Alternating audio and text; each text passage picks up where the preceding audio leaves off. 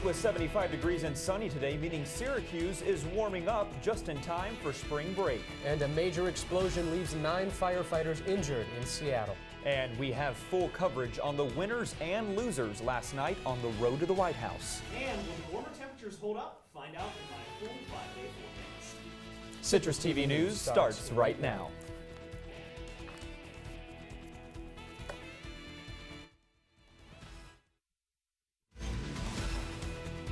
From the Citrus TV studios, this is Citrus TV News live at 6, your campus news leader. Good evening and thanks for joining us. I'm Max Darrow. And I'm Hunter Sines. It was an odd March day with temperatures all the way up in the 70s. That's where we begin tonight.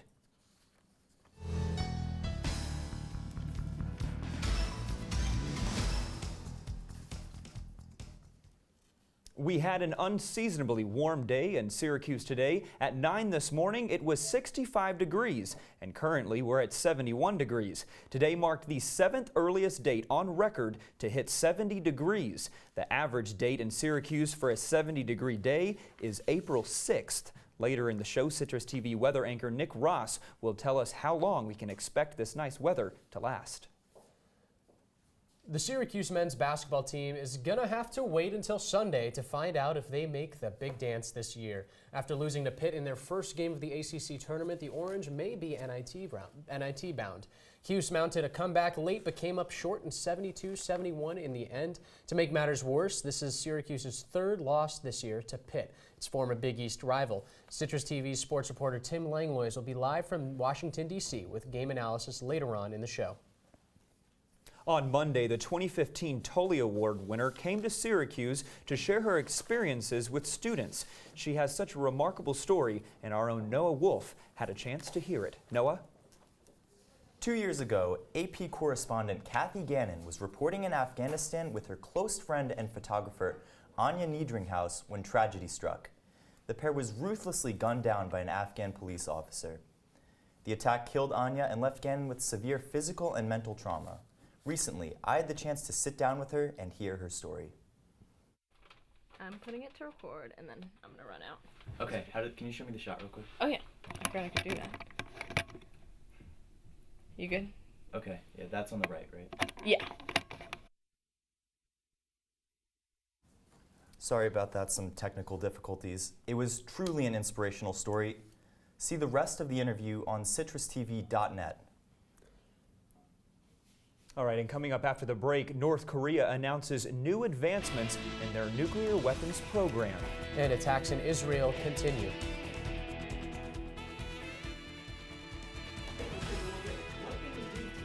And you'll see all this rain across the region means storms are moving, and I'll let you know when we can expect that rain coming up on the other side of the break.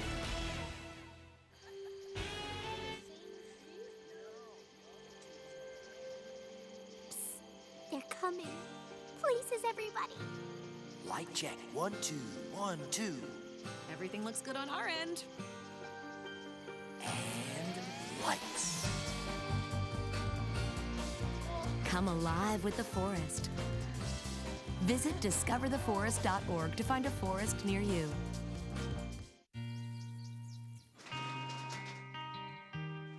I've got a job to do today. I've got a job to do today.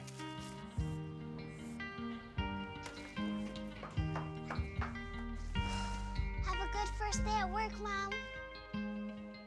Your donations to Goodwill fund job training programs right in your community. Feels good to start fresh, right? Sure does. And like that, you're a job creator. If I got to go to college, oh my goodness. I like discovering new things. You get to see what works for you and what doesn't. That helps you evolve as a person. You get to make like a supernova of skill or talent or whatever it is. I've always wanted to go to college. I just feel like that's my destiny. My name is Queen, and I am your dividend.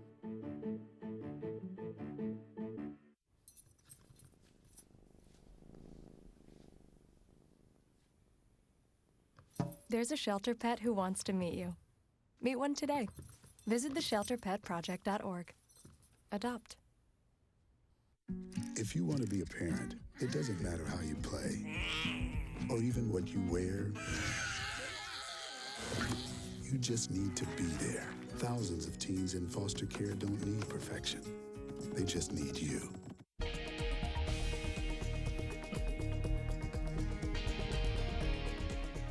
Sorry about the technical difficulties earlier in the show. We still have Noah Wolf here with us to discuss this story that he had the opportunity to report. And Hunter, why don't you kick off the conversation? Yeah. So tell us about this story. You said she was gunned down. Explain further. She was in the Middle East when this happened. It was truly a remarkable story. She was actually in Afghanistan covering the elections. And in really tragic events, she was reporting from a police compound. And as she got back in her car, there was a police officer who just opened fire on them. There wasn't really a reason why. She believed it was to exact revenge for U.S. actions in her village. However, she continues to be resilient, and she won't let the death of her photographer stop her from reporting. She just continues to report. She's going back to the region. She's in great spirits now. Just a truly inspiring story. So what does she report on while in the Middle East? Well, she's naturally a war correspondent, being in that region. She's reported on a number of things, including the rise and fall of the Taliban, the assassination of Benazir Bhutto in Pakistan, mostly war things, such as things like those. So you're talking about this not really impacting her career, but it has to have some kind of impact. You don't forget something like that. Can you just talk a little bit more about that? She's still coping with it, obviously. However, she chooses to use it as motivation more than anything. She wants to, she told me repeatedly during our interview that Anya, her photographer, would want her to continue reporting and want her to continue going back to Afghanistan, going back to Pakistan, and just sharing these stories of people that she really believes that have great stories that are important to share. So set the scene for us at this Tully Awards that happened Monday night. Well, it was a really great ceremony. It was a packed house. It was moderated by Professor Robert Gutman, and he asked a lot of similar questions to me, actually, and she shared them with a group of enthusiastic students. It was a really packed house. A lot of people asked some really interesting questions. There were people who questioned her motivation to continue reporting. It's really just such an insane story, just so inspirational, the fact that she went back to report even after experiencing such a tragedy. And of course, at the end, she stood around for questions and answers. She signed autographs. She had a book, too, that she even promoted a little bit. But overall, it was just a great experience. So she won the Tully Award, correct? Yeah, for free speech excellence. So what does this award mean? It's really for reporters in general in the field that have overcome adversity during their reporting. Obviously, her story being gunned down by an Afghan police officer and still continuing to report. It's also about overcoming impediments to free speech. Obviously, that policeman in Afghanistan did not want her to continue reporting, and she overcame that adversity and continues to report. That makes her, I think, more than deserving. All right, well, a story of perseverance and determination. Noah, thanks for joining us tonight. Glad to be on. The 9 firefighters injured in the Seattle gas leak explosion this morning have been released from the hospital. Fire trucks responded to the call of a natural gas leak just after midnight. 40 minutes later, the explosion happened. As many as 36 businesses reported damage. The cause of the explosion is still under investigation. And the man suspected of shooting an Idaho minister was arrested last night outside of the White House. Kyle Odom was caught by police after he threw unknown objects over the White House fence. Police say Odom's motives are still unclear. The ex-Marine is accused of shooting a pastor and critically wounding him on Sunday. Several Democratic Missouri lawmakers filibustered for more than 35 hours this week to stop a religious freedom resolution. This measure would discriminate against LGBTQ individuals by allowing religious organizations to refuse to perform same-sex marriages. The Republican-controlled Senate will vote on the bill before the Missouri House of Representatives can take it up. And tonight, the man who police say killed 4 people in Kansas is now behind bars. Immigration and Customs authorities say Pablo Antonio Severano Vitorino was kicked out of the U.S. in 2004 and recently returned to the country illegally. Officials admit Serrano Vitorino was fingerprinted in 2015, but they made an error in detaining him. He is also wanted for questioning for a separate murder in Missouri.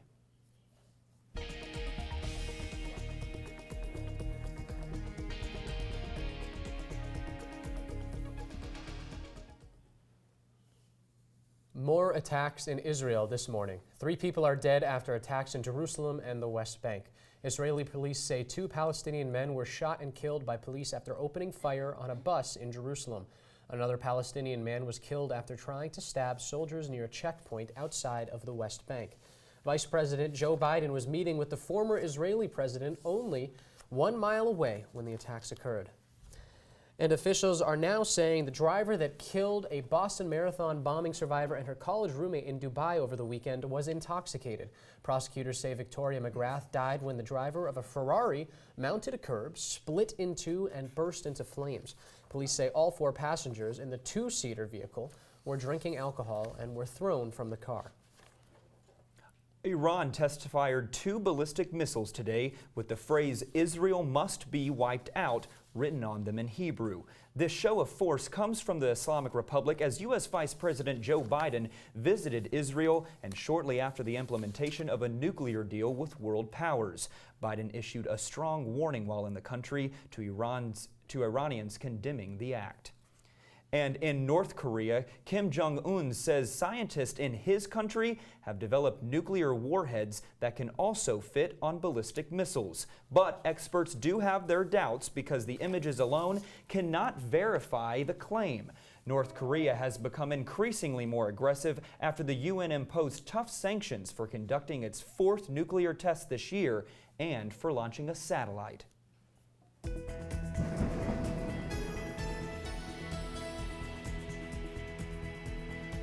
As we noted at the top of the broadcast, it was a beautiful day today. Citrus TV's weather anchor Nick Ross is here to tell us what to expect before students head out for spring break. Nick? Thanks, Max. Today, 11 days away from spring, it actually felt like spring here in Syracuse. What a change, huh? As we look out earlier today, dry across the region, though you can see these things moving in across the top here as we look out at our future tracker. All this green is going to push in towards the area. This is going out about 24 hours, so this is all going to come in overnight. We're looking at late tonight, steady rain overnight, and as well as into tomorrow morning, we could continue to see showers as well. If we take a look at the future tracker a little bit wider, you can see that it's this whole system that's kind of moving right towards us, and you can see that's going to come in. We're looking at by about evening. Yeah, about evening tomorrow is when this whole system is going to be over the region. And you see some of that yellow, some periods of thunderstorms you could be seeing. As we actually bring in the storm tracks on the map, you can see all these different systems here in the green with these arrows. They're basically all going to track kind of in a diagonal, straight line right here towards Syracuse. So we will be seeing rain. Temperatures will, after the system moves through, if we take a look at what's going on across the entire country, this is going to bring across a cold front, bring a low pressure air into the area that's actually going to cool things off considerably once this rain moves past us. At least for a little while, we won't be seeing any more 75-degree days. We got to enjoy it while it lasted. So as we look out at our current conditions, still 64 degrees though, mostly cloudy skies. Winds are staying relatively calm. And as we look at it tonight, as I said, rain is steady overnight, 54 degrees. Winds are also going to stay calm overnight, and as I said, those showers are going to continue into tomorrow morning. As we take a look at your full 5-day forecast with the weekend always in view, 100% chance of rain tomorrow. As I mentioned, that's going to continue through tomorrow morning into the evening, though as you take a look at your weekend, Friday when you're heading home for spring break, things should be relatively clear, 47 degrees and cloudy, but nice and sunny on Saturday, actually 64 degrees, 57 on Sunday. Rain will come back in a little bit on Monday. We could see some sprinkles here and there. So Nick, Thursday, I know a lot of students are planning on driving home all throughout the East Coast. Is it going to pose any kind of travel damage or anything like that? Yeah, it may, depending on the way things track, how fast they move through the area. Like I said, as we took a look at the future tracker out through about 24 hours into tomorrow evening, we are still seeing showers tomorrow evening. If you're going out later in the evening, still be cautious, especially with wet road conditions, driving at night and everything like that. But if you're leaving Friday, you should be in the clear. Now, according to your 5-day forecast next Monday, when actually spring break is here, it'll be in the 50s, but for those of us staying here throughout that next week, should we expect cold or warm temperatures? Temperatures should stay around about the same. I hesitate to say that we're ever out of the woods here in Syracuse, but I think we should be seeing some more spring-like temperatures for a little while. All right, Nick, thank you so much. And coming up, Bernie Sanders surprises the political arena with a win in Michigan. And who is Ted Cruz's new endorsement? We got the answer for you when we return on the road to the White House. Wow, these are really good. You act surprised.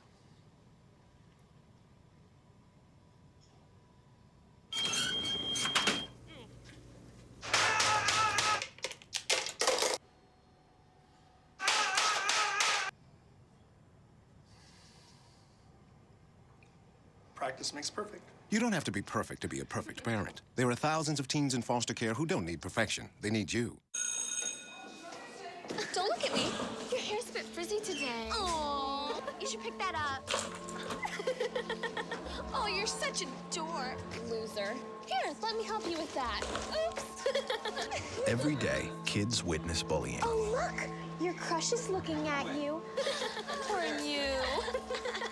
They want to help, but don't know how. See, no one here's gonna help you, because no one Teach likes your you. kids how to be more than a bystander. Visit stopbullying.gov. So who's gonna do what? I'll pack the dead batteries. Great. I'll only put what I don't need into a duffel bag. Perfect. That's totally unhelpful. No problem. Meanwhile, I will try to comfort everyone by speaking in a calm voice. And who is going to handle supplies? I can forget to do a list for us. Thanks, pal. We couldn't be any less prepared. I'm proud of you guys. Talk to your kids about who to call, where to meet, what to pack. Search Ready Kids at nyc.gov or call 311.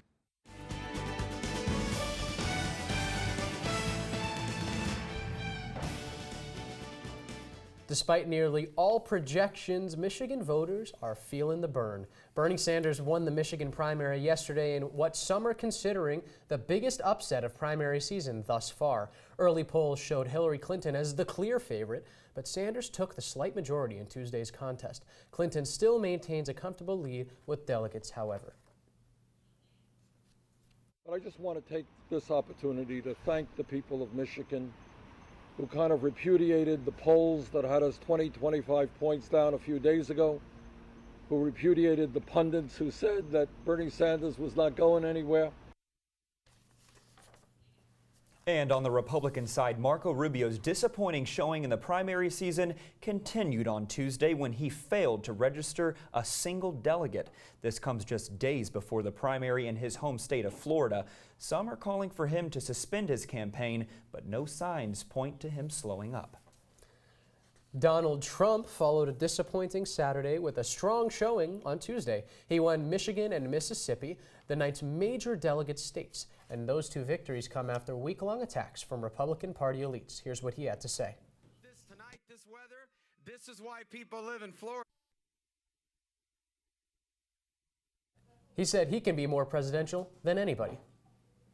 And former Republican presidential candidate Carly Fiorina gave her endorsement to Ted Cruz at a Cruz rally today. She says it's time for Republican voters to unite behind Cruz to take the party back.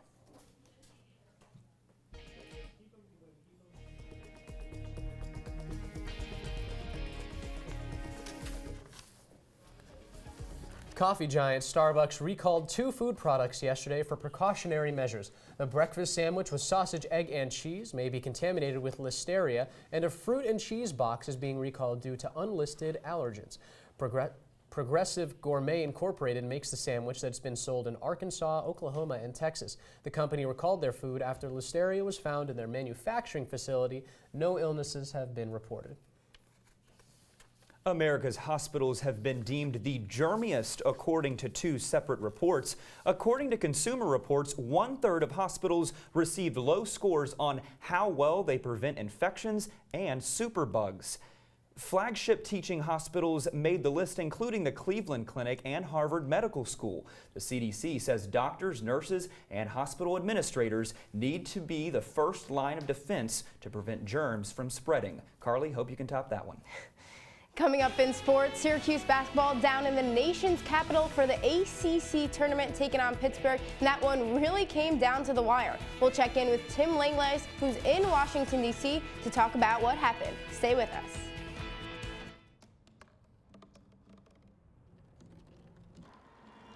Everybody has a dream.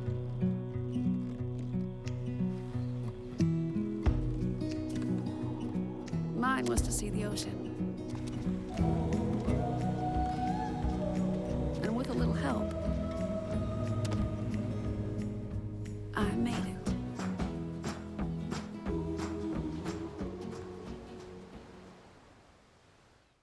How can I help my daughter with her reading? Searching for help with Dachshund breeding. No. Let me try. Sarah's bright, but when she's reading, she has trouble sounding out words. Playing world music.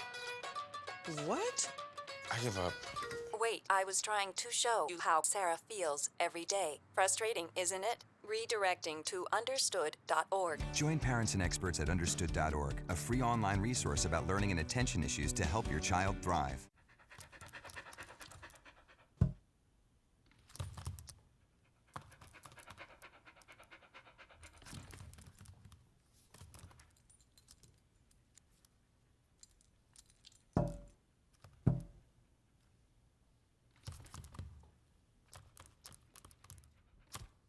There's a shelter pet who wants to meet you. Meet one today. Visit theshelterpetproject.org. Adopt.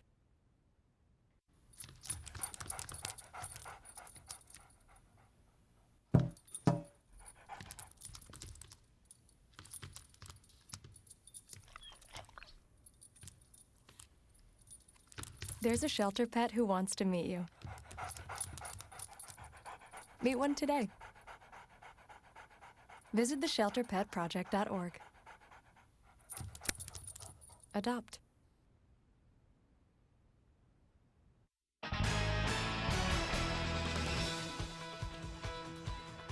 Well, one point may have cost Syracuse basketball their NCAA tournament hopes. Time for sports. I'm Carly Nevis. SU basketball was slated for the first game of the ACC tournament this afternoon, and the one team they definitely did not want to see was Pittsburgh. The Orange had lost both their regular season games to the Panthers and 4 straight going back to last season. And if you're not at the edge of your seat watching this one this afternoon, maybe I can get you up now. We'll pick you up in the second half with these highlights. Jamie Dixon and the Panthers up by 10 at this point with 4 to play. And Jamal Arda's 3-point shot that put Pittsburgh up by 12, but then began the Syracuse comeback. 3:14 to play in the game. Malachi Richardson strokes it from way beyond the arc, and Syracuse climbing back. He had 13 points in this game. Another freshman getting involved, Tyler Lydon with the deep 2. Syracuse within 5 points with 3 left to play. And if they wanted to climb back in this one, they had to play some defense. Jim Boeheim put the full court press on. Pittsburgh able to get out of it, but Syracuse would run back and get this one back on a steal from Tyler Roberson, feeds Michael Benajay for the slam. Syracuse ties the game up at 68 with 2 minutes left to play, and the bench is pumped up. But then with 22 seconds left, James Robinson dances his way out of traffic and gets this one to go. Pittsburgh leads by 4. Then 8 seconds left in the game. Trevor Cooney, he had only played 5 minutes in the second half and played a season-low 24 points in this one. But Trevor Cooney goes into this game, and when it would come down to him, he'd bring the ball up here. And Syracuse only down by 1, but Cooney decides to go for the 3-point shot, and Syracuse doesn't get this one. They lose to Pittsburgh 72-71 in the first game of the ACC tournament. Now we go out to the man that got to witness it all in person, our Citrus TV reporter, Tim Langlois. Tim, we saw you got the seat right next to the shot clock. What was the game like on your end? Well, Carly, it was surely a thriller here to open up Wednesday at the ACC tournament. Syracuse, though, with an early exit as they fall 72-71 to Pittsburgh. But what it really all came down to was that final play where Trevor Cooney came off the bench where, as you mentioned in the highlights, he had been sitting for most of the second half and then came back in for the final play. Jim Boeheim said afterwards that probably should have left Frank Howard in, considering he was in for the majority of the second half. But here's what Coach Boeheim and Michael Benajay had to say about that game-ending play. We gave him a couple buckets. Mike made a big shot. You know, we wanted to drive the ball at the end. I thought that we wanted to get to Mike. We figured they would double team him. We had something set up, but somebody didn't get in the position they were supposed to. And Trevor, I thought, made the best of that situation. I think I would have liked to seen him go all the way, but you know, I don't think he thought.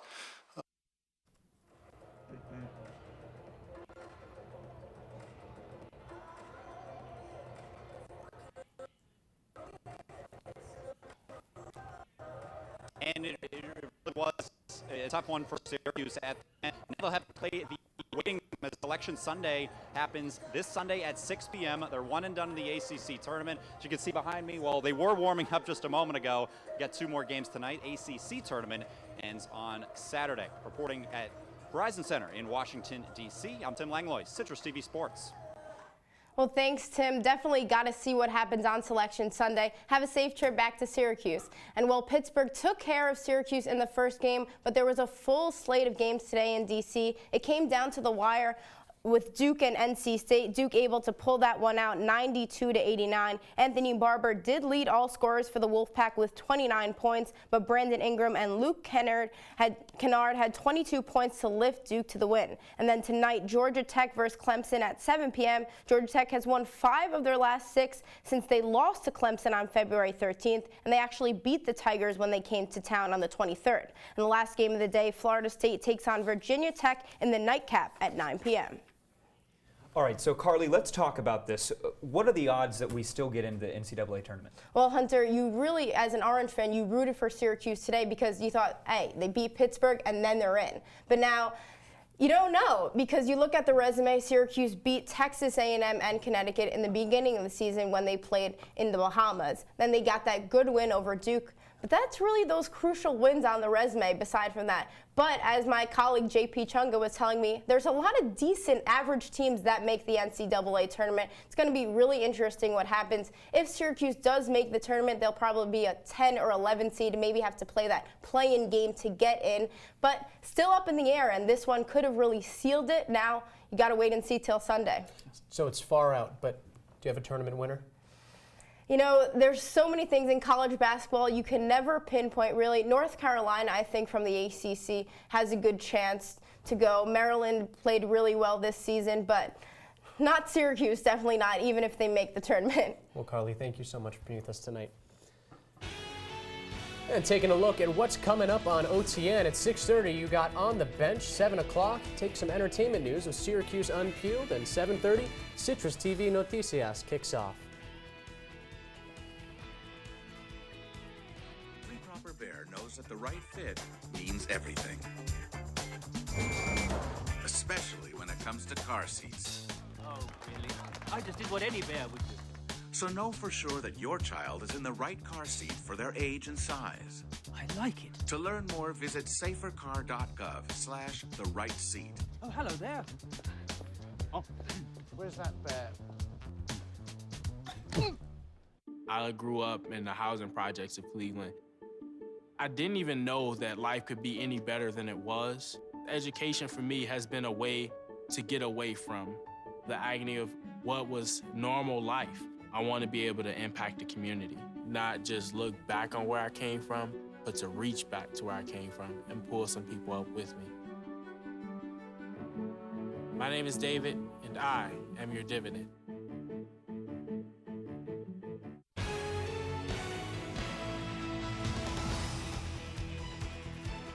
Well, that's all the time we have for you tonight. Thanks for being with us. I'm Max Darrow. And I'm Hunter Sines. We look forward to seeing you after spring break. Have a good night, Syracuse.